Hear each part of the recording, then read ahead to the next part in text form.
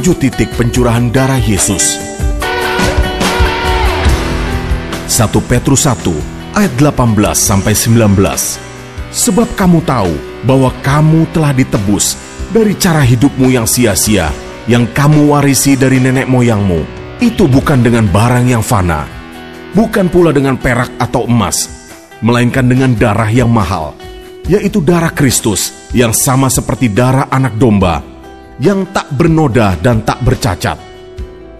Inilah 7 titik pencurahan darah Yesus. Peluh yang berdarah, Lukas 22 ayat 44. Peluhnya menjadi seperti titik-titik darah yang bertetesan di tanah. Lukas 22 ayat 42. Bukanlah kehendakku, melainkan kehendakmu lah yang terjadi. Darah yang menetes bersama peluhnya menaklukkan kehendak manusiawi dan daging kita. Bilur Yesus, Yesaya 53 ayat 4. Tetapi sesungguhnya penyakit kitalah yang ditanggungnya, dan kesengsaraan kita yang dipikulnya. Padahal kita mengira dia kena tulah, dipukul dan ditindas Allah. 1 Petrus 2 ayat 24. Ia sendiri telah memikul dosa kita di dalam tubuhnya di kayu salib, supaya kita yang telah mati terhadap dosa, hidup untuk kebenaran. Oleh bilur-bilurnya kamu telah sembuh. Darah yang menetes dari tubuh dan bilur-bilurnya telah menyembuhkan kita dari semua penyakit. Memar tubuh Yesus. Yesaya 53 ayat 4-5. Dia diremukan atau memar oleh karena kejahatan, kecenderungan untuk berbuat dosa kita.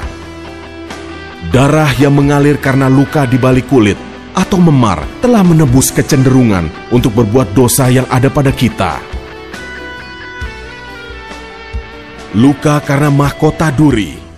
Matius 27 ayat 29-30. Mereka menganyam sebuah mahkota duri dan menaruhnya di atas kepalanya, lalu memberikan dia sebatang buluh di tangan kanannya. Kemudian mereka berlutut di hadapannya dan mengolok-olok dia, katanya, "Salam, hai Raja orang Yahudi." Mereka meludahinya dan mengambil buluh itu dan memukulkannya ke kepalanya. Kejadian 3 ayat 17-19. Lalu firman-Nya kepada manusia itu, "Karena engkau mendengarkan perkataan istrimu dan memakan dari buah pohon yang telah kuperintahkan kepadamu, jangan makan daripadanya, maka terkutuklah tanah karena engkau. Dengan bersusah payah engkau akan mencari rezekimu dari tanah seumur hidupmu. Semak duri dan rumput duri yang akan dihasilkannya bagimu, dan tumbuh-tumbuhan di padang akan menjadi makananmu. Dengan berpeluh engkau akan mencari makananmu, sampai engkau kembali lagi menjadi tanah, karena dari situlah engkau diambil, sebab engkau debu, dan engkau akan kembali menjadi debu." 2 Korintus 8 ayat 9. Karena kamu telah mengenal kasih karunia Tuhan kita Yesus Kristus, bahwa Ia yang oleh karena kamu menjadi miskin, sekalipun Ia kaya, supaya kamu menjadi kaya oleh karena kemiskinannya. Semak duri dan rumput duri adalah simbol kemiskinan dan susah payah manusia. Darah yang mengalir keluar karena luka akibat mahkota duri telah mematahkan kutuk kemiskinan atas kita. Tangan yang dipaku. Kejadian 39 ayat 3. Tuhan menyertai dia, dan Tuhan membuat apapun yang ia kerjakan menjadi berhasil di dalam tangannya. 1 Samuel 10 ayat 6-7. Maka roh Tuhan akan berkuasa atasmu, engkau akan kepenuhan bersama-sama dengan mereka, dan berubah menjadi manusia lain. Apabila tanda-tanda ini terjadi kepadamu, lakukanlah apa saja yang didapat oleh tanganmu, sebab Allah menyertai engkau. Markus 16 ayat 18. Mereka akan meletakkan tangannya atas orang sakit, dan orang itu akan sembuh. Darah Yesus yang dicurahkan lewat tangannya yang terpaku telah menghancurkan semua kegagalan hidup kita dan memberkati kita dengan tangan yang penuh dengan keberhasilan. Kaki yang terpaku. Ulangan 11 ayat 24. Setiap tempat yang diinjak oleh telapak kakimu, kamulah yang akan memilikinya, mulai dari padang gurun sampai gunung Libanon, dan dari sungai itu, yakni sungai Efrat, sampai laut sebelah barat akan menjadi daerahmu. Yosua 3 ayat 15. Segera sesudah para pengangkat tabut itu sampai ke sungai Yordan, dan para imam pengangkat tabut itu mencelupkan kakinya ke dalam sungai itu, sungai Yordan itu sebak sampai meluap sepanjang tepinya selama musim menuai.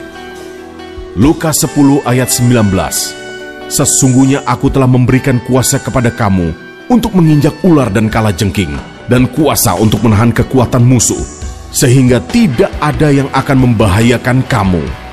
Darah yang keluar dari kakinya karena paku membuat kita memiliki otoritas dalam perjalanan hidup kita dan memampukan kita berjalan dalam jalan yang telah Tuhan tetapkan. Lambung yang tertikam, Yohanes 19 ayat 34. Tetapi seorang dari antara prajurit itu menikam lambungnya dengan tombak, dan segera mengalir keluar darah dan air. Lukas 4 ayat 18.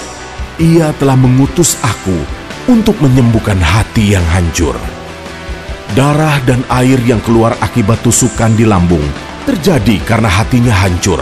Namun kehancuran hatinya telah memulihkan hati kita yang hancur. Apa yang sudah ditanggung dan dibayar oleh Yesus tidak perlu kita tanggung lagi. Dia berseru, "Sudah selesai."